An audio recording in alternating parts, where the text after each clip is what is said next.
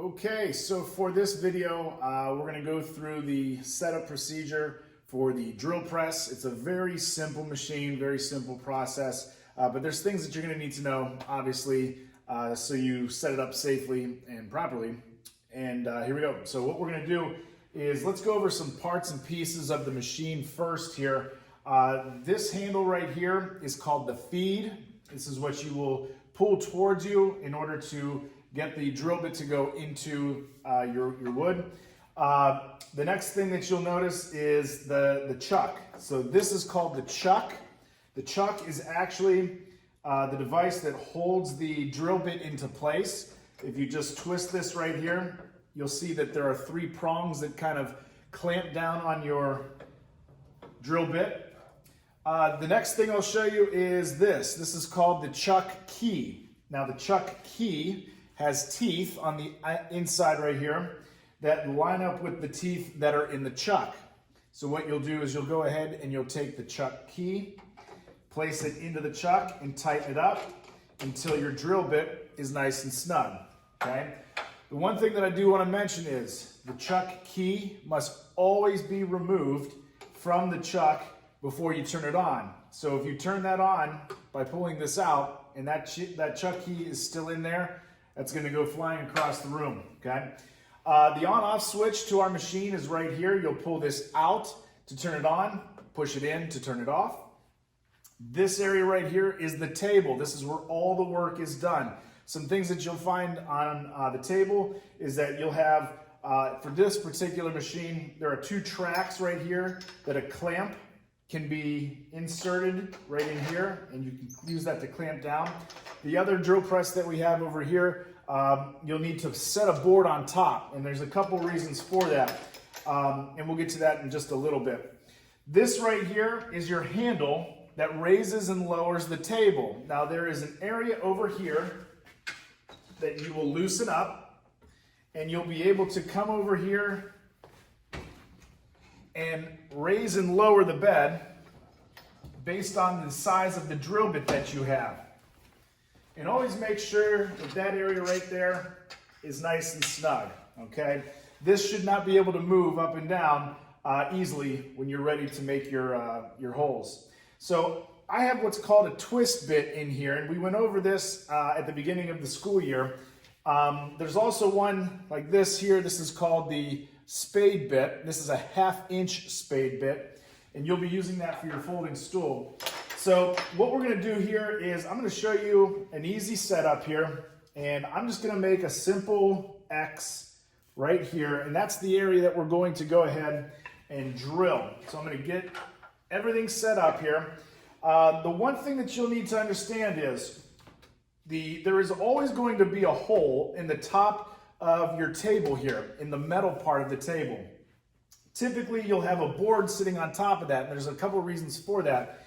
The first one is the board helps prevent any kind of blowout in the back end of your board here. So if I was to go ahead and drill this, and I didn't want any of this back underneath side to be kind of blown out a little bit with splinters and everything, you want a nice clean cut, you'll put a board on that. And the other reason is because it protects the actual metal table top, and that's important because you don't want to damage anything.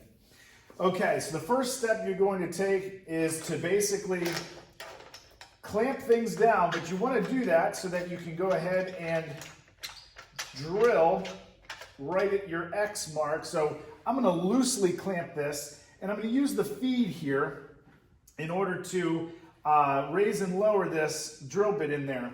And what I'm going to do is go all the way down here, and I'm going to line this up with my X, just like that.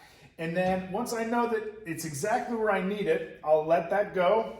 I'll tighten this down, and then I'll be able to turn this machine on, and then I'll go ahead and make my hole. And again, you can use Forstner bits, you can use twist bits, you can use spade bits all in here, and you're good to go. The one thing that you definitely want to make sure of is that the X is directly underneath. The piece of wood is directly underneath your piece of wood that you're going to be drilling into. That scrap piece is what I'm referring to. And then you want to make sure everything is clamped down. Again, safety glasses are a must. Always make sure you have safety glasses. And we'll go ahead from there, and let's go ahead and I'll make this hole through the piece of wood here.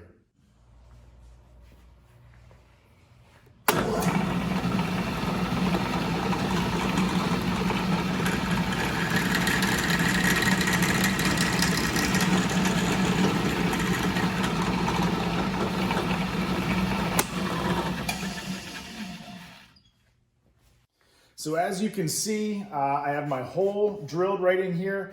Everything should be good to go. It's right on the X and the mark that I made there. And the one thing I want you to also notice is when I have a longer piece of wood like this, the longer pieces of wood that you see here, definitely, if you say, let's just say you're drilling at the one end here. If you're drilling at one end, you should have the longer end on your left-hand side. When this chuck spins, it spins clockwise, just like this. So if you had, let's just say, if you had the piece of wood, the long end over to my right, and you turn this on, and maybe your clamp comes loose, or maybe the drill bit catches a hold of something differently and it just doesn't agree with everything, this right here would swing this way. It would grab a hold of the pattern that the chuck is spinning, which is clockwise, and it would hit you just like this. So what we're going to do is the long end of the stock needs to be on our left side, and that's just another safety feature that you have to make sure that you abide by. And making sure everything is clamped down, long end is to your left. That'll help, again, with just a safe cut in general, okay? So what if you get into the situation where you need to drill something that's really deep? The board that we had before was only 3/4 of an inch thick. So if there is a board that we need to go and make a hole that's somewhat deeper, let's just say, for instance, this 2x4 here, and I needed to remove a lot of material, one thing that you're going to do is you're going to have to clamp this in a special way using a different clamp. And again, always clamp it. And there's a lot of different ways that we can clamp. And if you have any questions, just ask one of your instructors. What you'll do is you'll end up clamping this down.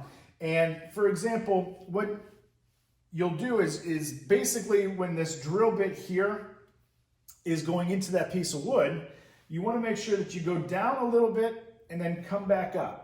And then go down a little further, and then come back up.